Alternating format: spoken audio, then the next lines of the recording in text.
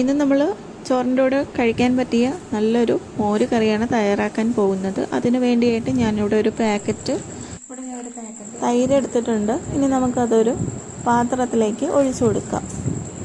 നല്ല കട്ടി തൈരാണ് എടുത്തിരിക്കുന്നത്. മോര് കറി ഉണ്ടാക്കാനായിട്ട് അധികം സമയമൊന്നും ചിലവഴിക്കാതെ തന്നെ നമുക്ക് പെട്ടെന്ന് തയ്യാറാക്കി എടുക്കാൻ പറ്റിയ ഒരു റെസിപ്പിയാണ് മോര് കറി എന്ന് പറയുന്നത്.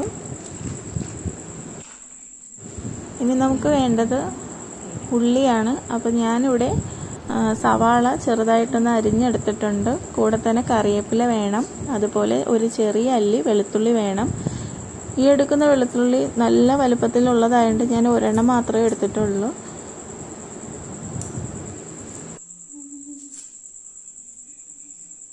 വെളുത്തുള്ളിയുടെ തൊലി ഒന്ന് കളഞ്ഞ് നമുക്ക് ചെറുതായിട്ടൊന്ന് അരിഞ്ഞെടുക്കാം.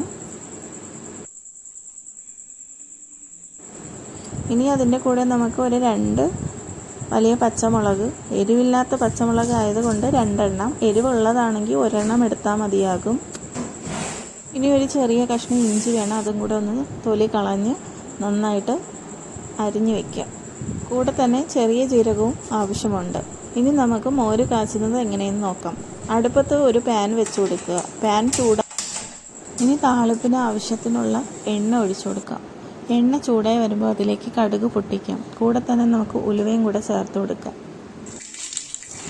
കടുകും ഇട്ട് കൊടുത്ത് നമ്മുടെ ഉലുവയും കൂടെ നന്നായിട്ടൊന്ന് പൊട്ടി വരുന്ന സമയത്ത് നമുക്കതിലേക്ക് ചെറിയ ജീരകം ചേർത്ത് കൊടുക്കാം. അപ്പോൾ ചെറിയ ജീരകം ഇട്ട് കൊടുക്കുമ്പോൾ അതിൻ്റെ ഒരു ഫ്ലേവർ അതിൽ നമുക്ക് തങ്ങി കിട്ടും.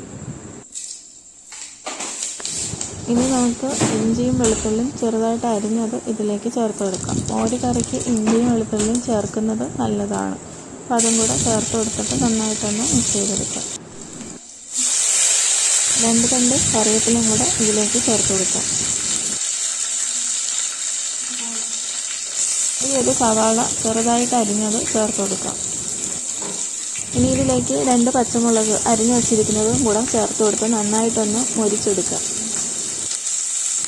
പൊടികളായിട്ട് ഞാനിവിടെ അല്പം മഞ്ഞൾപ്പൊടിയാണ് ചേർത്ത് കൊടുക്കുന്നത്. ഒരു പിഞ്ച് മാത്രം മതിയാക്കും. അപ്പോൾ അതും കൂടെ ഇട്ടിട്ട് നന്നായിട്ടൊന്ന് ഇളക്കി യോജിപ്പിച്ച് കൊടുക്കാം. നമ്മൾ ചേർത്ത് കൊടുത്ത സവാള നന്നായിട്ട് ഇവിടെ വഴന്ന് കിട്ടിയിട്ടുണ്ട്, നല്ല മൊരിഞ്ഞ് കിട്ടിയിട്ടുണ്ട്. ഇഞ്ചി വെളുത്തുള്ളിയൊക്കെ അതുപോലെ തന്നെ മൊരിഞ്ഞ് കിട്ടിയിട്ടുണ്ട്. അപ്പോൾ പൊടികളായിട്ട് ഞാനിവിടെ മഞ്ഞൾപ്പൊടി മാത്രമേ ഉപയോഗിച്ചിട്ടുള്ളൂ.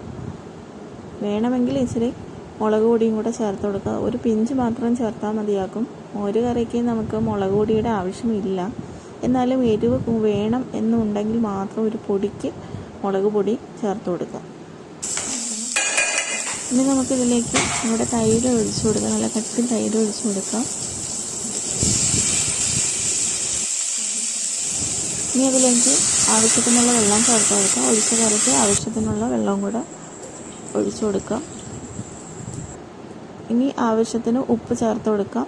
മോരിന് ആവശ്യത്തിനുള്ള ഉപ്പ് പാകത്തിന് ഇട്ട് കൊടുക്കുക. അതിനുശേഷം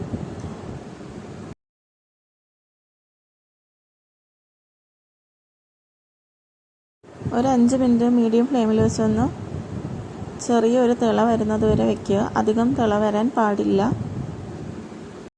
അപ്പോൾ നമ്മുടെ മോര് കറി ഇവിടെ തയ്യാറായിട്ടുണ്ട്. വീഡിയോ ഇഷ്ടപ്പെട്ടെന്ന് വിചാരിക്കുന്നു. അടുത്തൊരു റെസിപ്പിയായിട്ട് കാണാം. Thank you.